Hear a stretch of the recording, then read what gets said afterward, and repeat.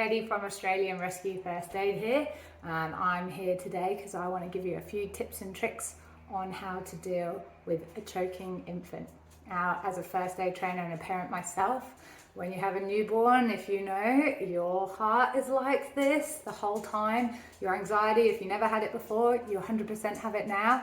And just knowing these basic life-saving skills could make the difference to your child's safety and well-being. So we're going to start off with a partial blockage, and that's when they are coughing. If they are coughing, there is still air getting in their airway. Call for help, go for help, and you want them just to encourage them to keep on coughing. Now, an infant's not going to really respond to you going, "Excuse me, can you just keep coughing?" No, but just mimicking. This works really well for disabilities and aged care as well, but by mimicking something, they tend to do the same back. It's the body's natural reaction, so I say they're not going to stop coughing until they clear that airway. Keep coughing, keep coughing. If that doesn't work and all of a sudden it goes into a full blockage is terrifying for a parent. It's any parent's worst nightmare, but over the whole years I've been teaching first aid, everybody I've ever spoken to that has used those back slaps has never gone past those 5 back slaps. They're that effective. So I'm going to teach you how to do that well. So full blockage, they start changing colour, it's silent. If it's an infant 0 to 1, we still want to look after that neck. So I'm going to place my hand in between the legs and over the cheeks there. I do have some pretty lanky long arms, but if you don't, you can always wrap it around.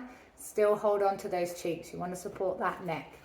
And the next step that we want to do is we want gravity. So this is still neutral. I want all the way down, nice and gravity. I'm still holding on to that cheek. If it's a heavy baby, you can always drop a knee and use your knee to help support you. So I've got the head facing down. Sometimes it just pops straight out with gravity. Even better, I don't have to go any further. If not, I'm going to start with those back slaps. And it's going to be right in the center of those back, a nice medium to hard back slap. 1, 2, 3, 4, 5. Fingers crossed that's done the trick, but if it hasn't, I'm then going to go over onto the front. And just like compressions, 2 fingers, and I'm going to give 5 chest thrusts. 1, 2, 3, 4, 5. Again, I'm going to then go back to the back slaps, 5 of them, 5 of them.